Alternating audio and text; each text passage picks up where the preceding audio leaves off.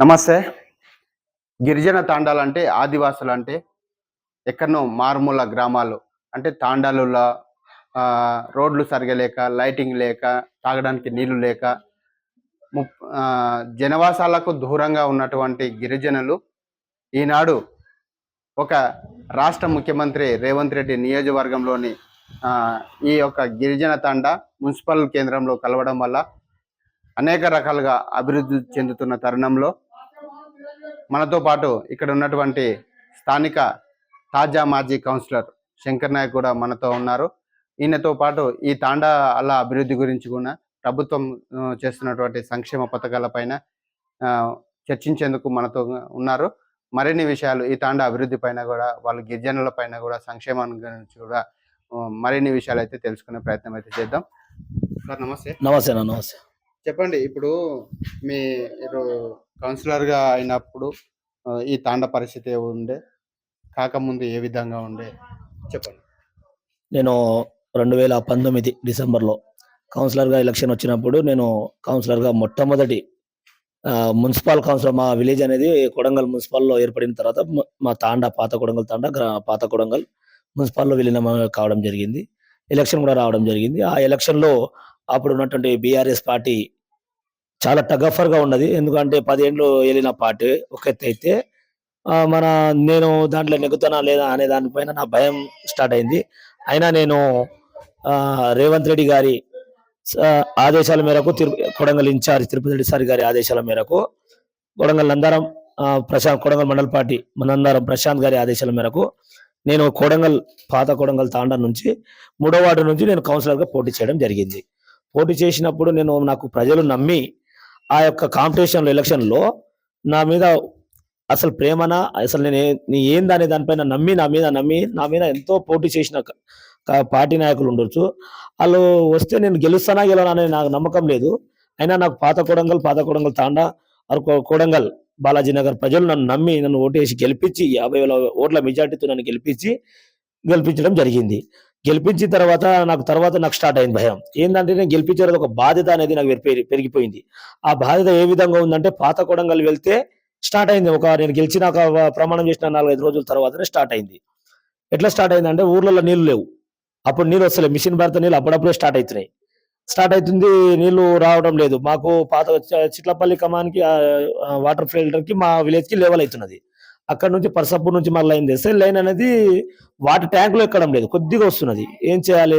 ప్రజలందరూ వాటర్ అని చెప్పేసి నాకు కాల్ చేయడం జరిగింది. నేను ఏం చేయాలని చెప్పేసి సందిగ్ధంలో ఉన్నా. ఏ అధికారుల దగ్గర పోవాలి, ఎక్కడ పోవాలి, ఏం చేయాలి? ఏదో గెలవనైతే గెలిచినా కానీ మళ్ళీ నేను ఏం చేయాలి అనే ఆలోచన పడ్డ తర్వాత కొడంగల్ మున్సిపల్ చైర్మన్ అయినటువంటి జగదీశ్వర్ రెడ్డి గారు సార్ దగ్గర నేను చెప్పడం జరిగింది, ఇలాంటి గోస సార్, మీరు మా వార్డులో తిరగాలి, చాలా వాటర్ సమస్య ఉంది, మళ్ళీ దానికి ఏం చేద్దాం అంటే మున్సిపల్ చైర్మన్ గారు ఎంబడే స్పందించి తర్వాత మన ప్రశాంత్ గారితో చెప్పడం జరిగింది. ఆయన ఇద్దరు స్పందించి ఎంబడే షాద్నగర్లో ఉన్న ఏఈ గారిని మాట్లాడి, ఏఎన్సీ గారిని మాట్లాడి, వెంబడి ఇక్కడ మాకు మైలారంలో వెళ్తున్నటువంటి పెద్ద లైను దాన్ని కలుపుకొచ్చి పాత కొడంగల్ తాండా ప్రజలకు నీళ్ళ సౌకర్యం అనేది పుష్కలంగా తేవడం జరిగింది. అప్పుడు నుంచి నీళ్ళ సౌకర్యం అనేది తగ్గింది. నేను మళ్ళీ విలువలో వెళ్ళాలి, ఎట్లా చేయాలి, అభివృద్ధి చేయాలి, ఒక పేరు సంపాదన కోసం రావాలి, ఒక కమిషన్ కోసం కాదు. ఒక కౌన్సిలర్ అంటే ఒక పేరు రావాలి. నేను గెలిచిన అంటే ఒక చిన్న ఏజ్లో గెలిచిన, మొట్టమొదటిగా కౌన్సిలర్ గెలిచిన అంటే ఈ ఊర్లో ఏదో పేరు సంపాదన చేయాలి. పేరు కాకుండా ఊరు డెవలప్మెంట్ కొరకు అభివృద్ధికి తోడ్పడాలి. వచ్చిండు ఆయారం గాయారం కాకుండా. గతంలో మా జీపీలు ఉండే, మా పాత కొడంగల్ తాండా గుండ్లకుంట 3 జీపీలు ఉండే. 3 జీపీలకు ఎంతో మంది సర్పంచ్ చేసిండ్రు, పోయిండ్రు. ఆ తాండాకెళ్ళి కూడా ఉప సర్పంచ్ చేసిండ్రు. అసలు అస్తవ్యస్తంగా ఉండేది రోడ్లు. అసలు ఎక్కడ కూడా కనీసం స్ట్రీట్ లైట్ కూడా దిక్కు లేకుండే. స్ట్రీట్ లైట్ లేని పరిస్థితులు మా విలేజ్లో, మా గ్రామ పంచాయతీలు ఉండే. కానీ మా గ్రామ పంచాయతీ పోయి మున్సిపల్ చేరిన తర్వాత కూడా మాకు ఫస్ట్లో అనిపించింది, మున్సిపల్ చేరినాక ట్యాక్సులు ఎక్కువ వస్తాయి, అది ఎక్కువ వస్తాయి అన్నారు. కానీ కొద్దిగా మున్సిపల్ చేరినా కొద్దిగా బెటర్ ఉంది. ఎందుకంటే ఇప్పటికీ చూసుకుంటే గ్రామ పంచాయతీలలో కొత్తగా అయినటువంటి గ్రామ పంచాయతీ కూర్చోడానికి కుర్చీలు కూడా గతి లేవు. ఎందుకంటే అలాంటి పరిస్థితులు ఉంది. ఏముంటుందన్నా, గ్రామ పంచాయతీ ఒక 50 ఇళ్ళు, ఒక 100 ఇళ్ళు ఉంటే ఆడ జీపీ ట్యాక్స్ వసూలు అయితే 40-50 వేలు ఏం సరిపోతుంది? అదే మున్సిపల్ మాకు ఒకరికి 2,000 నుంచి 3,000 మధ్య వస్తుండొచ్చు. కాకపోతే అభివృద్ధి అనేది జరుగుతుంది. ఆ మున్సిపల్ అభివృద్ధి అనేది జరుగుతుంది. మున్సిపల్ బడ్జెట్ ఉంటుంది. కాబట్టి నేను రావడమే మొట్టమొదటిగా అన్ని విలేజ్ల వాటర్ సమస్యలను తీర్చడం జరిగింది. పాత కొడంగల్ 2 బోర్లు ఉండే 2 బోర్లను తీయించి కొత్త బోర్లు అప్పుడున్న బీఆర్ఎస్ గవర్నమెంట్ లోనే కొత్త బోర్లు వేయించడం జరిగింది. అంటే మోటార్ బిగించడం జరిగింది. తాండల నడుస్తున్నటువంటి పరిస్థితి తాండలను చూసుకుంటే అసలు చెప్పుకోని విషయాలు, చెప్పుకోవాలంటే కూడా ఇది అనిపిస్తది. కానీ ఒక బోరు వేయించిన మాకు అప్పుడు నందారం వెంకటయ్య గారు బోర్ వేపిస్తే, నందారం సూర్యనారాయణ ఎమ్మెల్యేగా ఉన్నప్పుడు బోర్ వేపిస్తే కాంగ్రెస్ పార్టీలో ఉన్న సర్పంచ్ గులరాములు ఉండే. అప్పుడు ఆయన బోర్ వేపిస్తే ఆ బోర్ని కొంతమంది అధికారులు చేన్లకు వాడుకోవడం జరిగింది. దాదాపు 20 ఏళ్ళు చేన్లకి తాండలలో ముఖ్య నీళ్ళ కోసము తాండ ప్రజలంతా అవస్థ పడుతుంటే వాళ్ళ బాధ పట్టించుకోకుండా మాకేం సంబంధం అనేది విషయం పైన పట్టించుకోకుండా తాండకు నీళ్లు వదలకుండా చేన్లకు పారించుకోవడం జరిగింది. తర్వాత నేనేం చేసిన అంటే వెంబడి చైర్మన్ గారి ఆదేశాల మేరకు రోడ్డు విషయం ఇది నీళ్ళ విషయంలోకి వస్తే వెంబడి ఎవరేం చేస్తారు శంకర్ అని చూసుకొని నేను మాట్లాడిస్తా అంటే వెంబడి పైప్ లైన్ చేసి ఒక చేనుకు చుక్క నీరు కూడా పోకుండా తాండా సమస్యలకు మొత్తం నీళ్లు కలపడం జరిగింది. ఇప్పటికీ 75 నెలలు అనేది తాండాలో నీళ్లు రావడం జరిగింది. తాండాలో నేను గెలిచినప్పుడు ప్రతి ఇంటికి నీళ్ళు కల్పించాం. పాత కొడంగల్ కావచ్చు, తాండా కావచ్చు, నీళ్ళు లేని సమస్య లేదు. తర్వాత విషయంకి వస్తే మున్సిపల్ విషయంలోకి వస్తే పాత కొడంగల్లో చెరువు కట్ట ఉంది. చెరువు కట్ట గతంలో ఎన్నో జరిగినాయి కానీ రాలేదు. గత ప్రభుత్వం మాజీ ఎమ్మెల్యే నరేందర్ రెడ్డి గారు ఉన్నప్పుడు కూడా నేను ₹1.5 కోటి శాంక్షన్ చేస్తా, చెరువు కట్ట అభివృద్ధి చేస్తా సుందరీకరణ పేరుతో అని చెప్పడం జరిగింది. కానీ శిలాపలకంకి మాత్రమే పరిమితం అయింది. అది ఎక్కడ ప్రొసీడింగ్ లేదు, ఏం లేదు, దొంగ హామీలు. అది ప్రజలు కూడా తెలుసు, వాళ్ళకు కూడా తెలుసు. తర్వాత గౌరవ ముఖ్యమంత్రి వర్యులు రేవంత్ రెడ్డి సార్ రావగానే మా చెరువు కట్టని ₹1.5 కోటి ఏం సరిపోతుందన్న ఒకటేసారి దానికి సుందరీకరణ పేరుతో ₹44 కోట్లతో టెండర్ అయిపోయింది. ఇప్పుడు మినీ ట్యాంక్ బండ్ పేరుతో టెండర్ అయిపోయింది. అప్రూవల్ కూడా జరుగుతున్నాయి. పనులు కూడా నాకు తెలిసి ఇంకొక 15-20 రోజుల్లో స్టార్ట్ కాకపోతుంది. ఎందుకంటే వరిచేనులు ఉన్నాయి కాబట్టి నీళ్లు కాగానే వెంబడే పనులు కూడా స్టార్ట్ అవుతుంది. ఎక్కడ చూసినా పాత కొడంగల్ నుంచి చూసుకున్నా, కొడంగల్ నుండి చూసుకున్నా తాండాల వైపు అసలు తాండాలంటేనే అడవిలకు ఉంటాయి. ఎక్కడో ఆదివాసులు మేము రోడ్లు లేకుంటాయి. గతంలో ఇందిరమ్మ ప్రభుత్వంలో వచ్చినవి అరకొర నిధులు అయితే అప్పుడు కొంత ఇస్తే ఇప్పుడు గత 10 సంవత్సరాల్లో జరుగుతున్నటువంటి అభివృద్ధి పనులు బీఆర్ఎస్ పార్టీ ఏం శూన్యం. ఎందుకంటే ఇప్పుడు ఎక్కడ చూసినా దాదాపు 60% వర్కులు అనేది బీటీ రోడ్ ఏ తాండాకున్న 3 ఇండ్లు ఉన్న అక్కడ చిన్న గ్రామ పంచాయతీ ఉన్న బీటీ రోడ్ వేయడం అనేది ముఖ్యమంత్రి గారి యొక్క లక్ష్యం. మా గౌరవ యనమల తిరుపతి రెడ్డి గారు ఇన్ఛార్జ్ సార్ గారి యొక్క లక్ష్యం. రోడ్లు లేని తాండాలు ఉండకూడదు. ప్రతి రోడ్డు తాండాలకు రోడ్లు కావాలి. రోడ్డు సౌకర్య మార్గం ఉంటేనే మనకు ప్రతిదీ తాండాల అభివృద్ధి అవుతుంది. కాబట్టి మా తాండా కూడా గతంలో రేవంత్ రెడ్డి సార్ ఎమ్మెల్యేగా ఉన్నప్పుడు 2019లో గెలిచిన తర్వాత 11లో మాకు రోడ్ వేయడం జరిగింది, సింగిల్ రోడ్డు.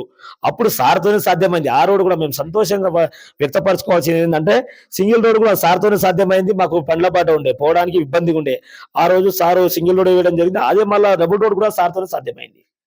గత బీఆర్ఎస్ ప్రభుత్వంలో నరేంద్ర రెడ్డి గారు వచ్చి రోడ్ వేయిస్తా అన్నాడు. వేసి తోవి ఎక్కడికొకటి అక్కడే పడేసిపోయాడు. దానికి కనీసం ప్యాచ్ వర్క్ కూడా చేయలే. చేత కాదు ప్రభుత్వం అది. ఇప్పుడు మాకు మాటలు కాదు, మాకు చేతలు. మేము మాటలతో చెప్పే ప్రభుత్వం కాదు ఇది. చేతలు చేసి చూపించే ప్రభుత్వం. డబుల్ రోడ్ రావడం అంటే మా తాండకు పాత కొడంగల్ విలేజ్ అంటే ఎంత గర్వకారణం. అసలు ఒక మండలానికి లేకుంటది. కానీ మా పాత కొడంగల్ రాష్ట్రంలో, తెలంగాణ రాష్ట్రంలో ఒక కొడంగల్ రాష్ట్ర ముఖ్యమంత్రి రేవంత్ రెడ్డి సొంత కాన్స్టిట్యున్సీలో ఈ పాత కొడంగల్కే ఎడ్యుకేషన్ లబ్బు, డబుల్ రోడ్లు అని అన్ని పథకాలు తీసుకొచ్చి ఇక్కడ మీ వార్డులో ఏర్పాటు చేయడం జరుగుతుంది. ఒక ఆదర్శంగా తీర్చిదిద్దాననే ఒక భావనతో, లక్ష్యంతో అయితే ముందుకు వెళ్తున్నారు. దీనిపైన మీరేమో ముందుగా రేవంత్ రెడ్డి సార్ గారికి, ముఖ్యమంత్రి రేవంత్ రెడ్డి సార్ గారికి, తిరుపతి రెడ్డి సార్ గారికి, నందారం ప్రశాంతయ్య గారికి, మరియు municipal chairman Jagadishwar Reddy sir గారికి, ముఖ్యంగా మా పాత కొడంగల్ తాండా తరపున ముఖ్యంగా ధన్యవాదాలు తెలుపుకుంటున్నాం. ఎందుకంటే సంతోషం వ్యక్తపరుస్తున్నాం. ఈ రోజు చదువుల తల్లి అనేది దేవాలయం, ఒక నిలయం, ఆలయం అనేది మా పాత కొడంగల్ తండ రావడం అనేది ఎంతో, మా పాత కొడంగల్ గ్రామానికి రావడం అనేది ఎంతో గర్వకారణం. అంటే ఒక యంగ్ ఇండియా స్కూల్ డెవలప్మెంట్ కావచ్చు, తర్వాత ట్రైబల్ పాఠశాల కావచ్చు, తర్వాత 24 ఎకరాలలో 100 కోట్లతో నిర్మిస్తున్న ఇప్పుడు యంగ్ ఇండియా స్కూల్స్ అలాంటివి కావచ్చు. ఏ విషయంలో చూసుకుంటే ముందుగా సార్ వాళ్ళకు ధన్యవాదాలు. ఎందుకంటే ఈ విషయంలో అసలు మా ఊర్లోకి వస్తాయి మేము అనుకున్నామా? ఈ విషయంలో మాత్రం మేము చాలా అభినందిస్తున్నాం. ఎందుకంటే ఒక ఎడ్యుకేషన్ హబ్ గానే మా పాత కొడంగల్ గ్రామం మారుతున్నదంటే ఎక్కడో మా పాత కొడంగల్ గ్రామ ప్రజలు, అడవిలో ఉన్నటువంటి ప్రజలు, అసలు రోడ్ సౌకర్యం లేని ఊర్లకు ఒక ఎడ్యుకేషన్ హబ్ రావడం అనేది ముఖ్యమైన గర్వకారణమే. సో ఇప్పుడు ఏంటంటే కొడంగల్ మున్సిపల్ పరిధిలో కానీ ఈ తాండాకు మీరు మున్సిపల్ కౌన్సిలర్ అయిన తర్వాత సుమారుగా ఎన్ని నిధులు తీసుకొచ్చారు, ఏమేమి అభివృద్ధి పనులు చేసింది? నేను గెలవడమే కాంగ్రెస్ పార్టీలో ప్రతిపక్షంలో గెలిచిన. అప్పుడు 12 మంది కౌన్సిలర్లలో మేము 2 గెలిచినాం. తర్వాత మాకు వీళ్ళు ఏం నిధులు ఇస్తారని మాకు కూడా నమ్మకం లేదు. అయినా నేను కౌన్సిల్‌లో ఫైట్ చేసి, కౌన్సిల్‌లో కొట్లాడి, మా చైర్మన్ గారితోని కావచ్చు, ముఖ్య ఎమ్మెల్యే గారితోని కావచ్చు, నేను దాదాపు సుమారుగా పాత కొడంగల్ తండలో, పాత కొడంగల్ అప్పటికి 15,00,000 వర్కులతో సీసీ రోడ్లు వేయించడం జరిగింది. పాత కొడంగల్ తండలో కూడా దాదాపు ఈడ కూడా ఒక 15,00,000 లక్షలతో సీసీ రోడ్లు ప్లస్ డ్రైన్ కూడా వేయడం జరిగింది. తర్వాత కోడంగల్ బాలాజీ టెంపుల్ ముందల కూడా బాలాజీ టెంపుల్, తర్వాత గుండం దగ్గర అక్కడ కూడా సీసీ రోడ్ వేయించడం జరిగింది. దాదాపు నా వార్డులో నేను ప్రతిపక్షంలో ఉన్నప్పుడే వాళ్ళతో కొట్లాడి నిధులు ఒక దాదాపు 40-50 లక్షల వరకు, సుమారుగా 50 లక్షల వరకు నేను అప్పుడే పనిచేయడం జరిగింది. తర్వాత మా గౌరవ ముఖ్యమంత్రి వర్యులు గెలిచిన తర్వాత రేవంత్ రెడ్డి గారి సారి హయాంలో సంవత్సరంన్నర కావస్తుంది. సంవత్సరంలోనే నేను సుమారుగా పాత కొడంగల్ గ్రామానికి, ఖాళీ పాత కొడంగల్ గ్రామానికి 1,50,00,000 అంటే 1,50,00,000తోని ఇప్పుడు అభివృద్ధి పనులనే స్టార్ట్ కావచ్చు. 28,00,000లతో బీటీ రోడ్డు, తర్వాత అండర్ గ్రౌండ్ డ్రైనేజ్, తర్వాత సీసీ రోడ్లకు 1,22,00,000తోని పాత కొడంగల్ గ్రామంలో నిర్మిస్తున్నాం. ఇప్పుడు పనులు కూడా జరుగుతున్నాయి, మీరు కూడా వెళ్ళి చూడొచ్చు. తర్వాత మేము సెంట్రల్ గవర్నమెంట్ నుంచి, స్టేట్ గవర్నమెంట్ నుంచి మనకు వాటర్ ట్యాంక్ మాకు చాలా ఇబ్బంది ఉంది పాత కొడంగల్ గ్రామానికి తాండానికి. అప్పట్లో మాకు తక్కువగా ఇవ్వడం జరిగింది. దానికి కూడా ఇప్పుడు 2,00,000 లీటర్ల వాటర్ ట్యాంక్ కూడా శాంక్షన్ కావడం జరిగింది. నిన్న ప్లేస్ కూడా చూడడం జరిగింది. ఈరోజు ముగ్గు కూడా వేస్తాం దానికి. ఈరోజు అది కొద్దిగా ల్యాండ్ ఆక్యుపై చేయడానికి కొద్దిగా లేట్ అయింది. అది కూడా తొందర 2,25,00,000 అనుకుంటా వాటర్ ట్యాంక్కి. అట్లా ముఖ్యమంత్రి గారు గెలిచినప్పటి నుంచి మాకు నిధుల వరస అనేది ఒక వరాల జల్లులకనే కురుస్తున్నది. మా పాత కొడంగల్ పాత కొడంగల్ తాండాలో కూడా ఆ సీసీ రోడ్ మాక్సిమం వేయడం జరిగింది. దాదాపు ఇంకో 20% సీసీ రోడ్ మిగిలిపోయింది. చిన్న చిన్న గల్లీలు ఉన్నాయి. ఆ డ్రైనేజ్ మాత్రం ఉంది. డ్రైనేజ్ విషయంలోకి వస్తే కూడా మొన్న 52 కోట్లలో కూడా అప్రూవల్ అయినాయి. దాంట్లో కూడా వెంబడే డ్రైనేజ్ కోసం పాత కొడంగల్ తాండాలో కూడా పెట్టడం జరిగింది. అది కూడా ఒక 1 మంత్లోనే వర్క్ కూడా స్టార్ట్ అవబోతున్నది.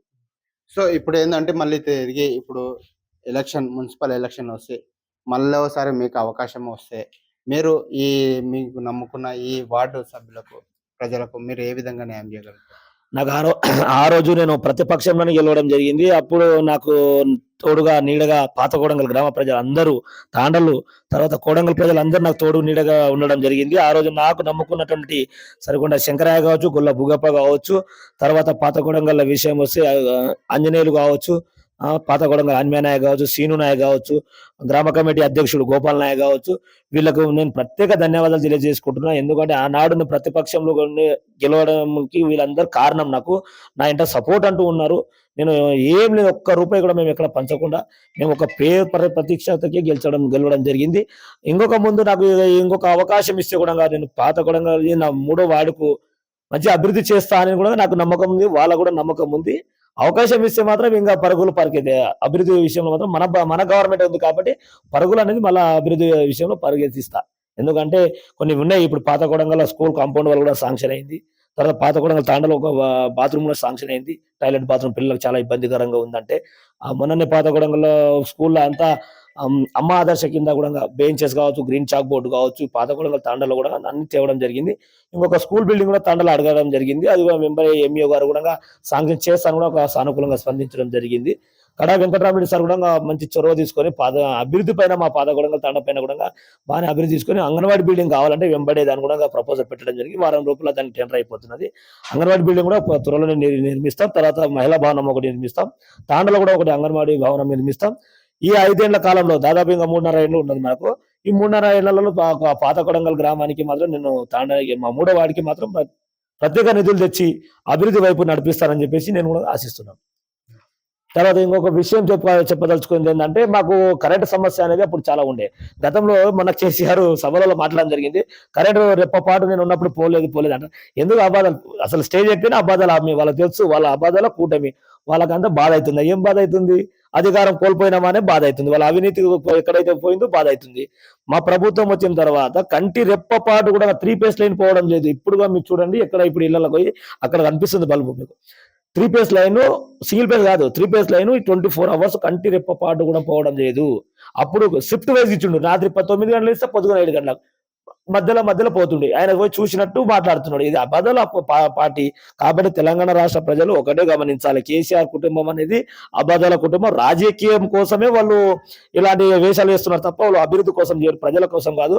ప్రజల కోసం 24 గంటలు ఇంటూ 7 మాట్లాడే వ్యక్తి ఎవరైనా ఉన్నారంటే తెలంగాణ రాష్ట్రంలో ఏకైక ముఖ్యమంత్రి రేవంత్ రెడ్డి గారు.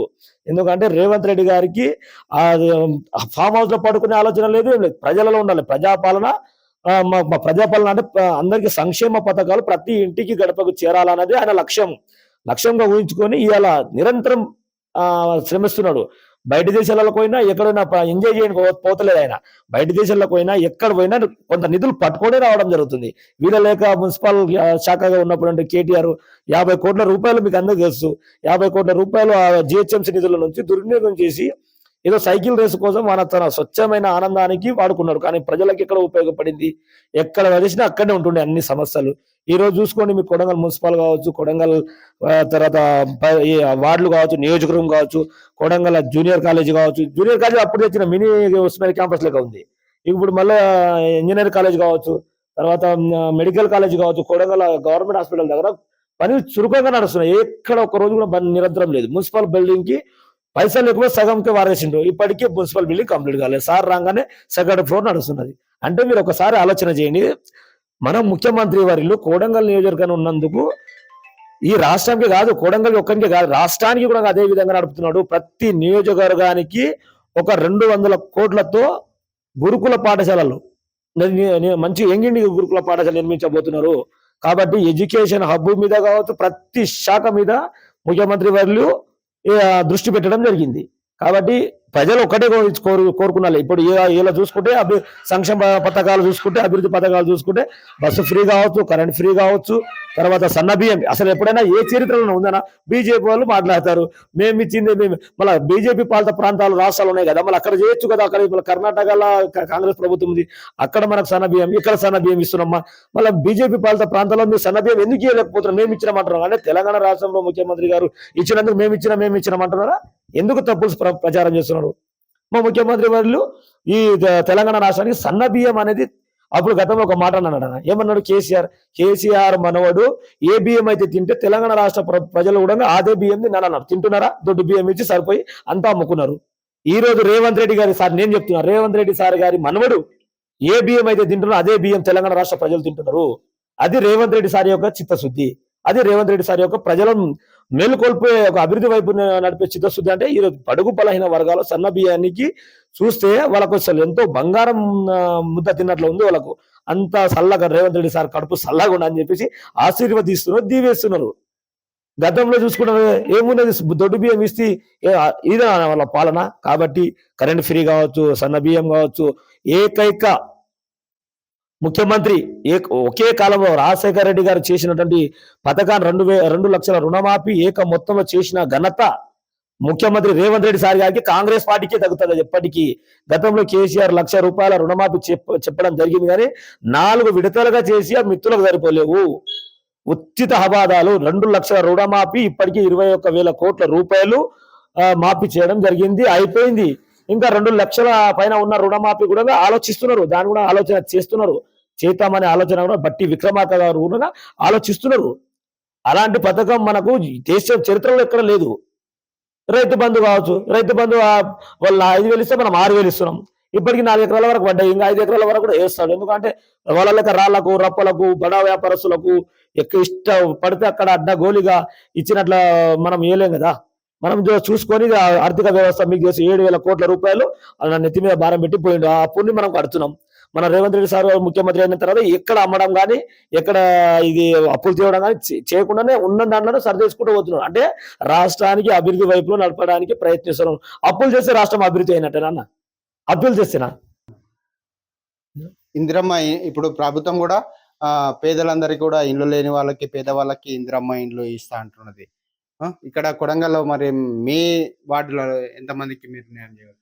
ఫస్ట్ ఫేజ్ లో ఇందిరమ్మ ఇండ్లో చూసుకుంటే ఫస్ట్ ఫేజ్ లో మనకు వార్డు వైజ్ గా కొడంగల్ మున్సిపల్ వార్డు వైజ్ గా వార్డుకి 10 నుంచి 15 ఇండ్లు ఇవ్వడాలని చెప్పేసి సర్కిల్ రావడం జరిగింది. అది కూడా నిరుపేద కుటుంబాలకు, ఇండ్లు లేని కుటుంబాలకే మాత్రమే ఇవ్వాలి. ఎందుకంటే ప్రస్తుతం ఇప్పుడు ఇండ్లు ఇచ్చిన వెంబడే వాళ్ళు కట్టుకునే విధంగా ఉంటేనే, వెసులుబాటు ఉంటేనే వాళ్ళకు 5,00,000 రూపాయలు ఇచ్చి జాగా ఉన్న వాళ్ళకు ఇందిరమ్మ ఇండ్లు ఇవ్వాలని చెప్పేసి వారం రోజులు అయింది సర్కిల్ వచ్చి. ఈ విషయంలో రాజీ పడేది ఎక్కడ లేదు. ఎందుకంటే ఇందిరమ్మ ఇండ్ల విషయంలో మాత్రం గతంలో డబుల్ బెడ్రూమ్ అన్నారు, ఎక్కడ ఇవ్వలేదు. ఒక్క ఊరికైనా మీరు కనుక్కోరండి, డబుల్ బెడ్రూమ్ ఇండ్లు ఎక్కడన్నా వచ్చినాయా? రాలేవు. ఇప్పుడు ఒక నాకు తెలిసి ఒక నెల అంటే 20 రోజుల్లోనే ఇందిరమ్మ ఇండ్లు ప్రతి పల్లెల్లో, ప్రతి గ్రామ పంచాయతీలో, ప్రతి మున్సిపాలిటీలో ఇందిరమ్మ బునాది తీయడానికి ముగ్గు పోయడానికి బునాది తీయడానికి సిద్ధంగా ఉన్నారు. సో ఇది రాష్ట్ర ముఖ్యమంత్రి రేవంత్ రెడ్డి సొంత నియోజకవర్గంలో ఉన్నటువంటి కొడంగల్ మున్సిపల్ పరిధిలోని 3వ వార్డు తాజా మాజీ కౌన్సిలర్ శంకర్ నాయక్ తన అంటే గతంలో అధికారం లేకపోయినా ప్రజల కోసం నేను అధికార పార్టీతో ఫైట్ చేసి అనేక సంక్షేమ పథకాలు, అభివృద్ధి పనులు చేయడం జరిగింది. ఇప్పుడు అధికారంలో ఉన్నటువంటి రేవంత్ రెడ్డి పాలనలో అనేక వేల కోట్ల నిధులు కూడా రావడం జరిగింది. మరోసారి అవకాశం కల్పిస్తే అట్టి నిధులను సద్వినియోగం చేసుకొని ప్రజలకు మరింత న్యాయం చేసి అందరికీ సంక్షేమ పథకాలు అందించడంలో తన వంతు కృషి చేస్తానని కూడా చెబుతా ఉన్నారు. ఓటు శ్రీ బలాభి మునీర్ ఛానల్.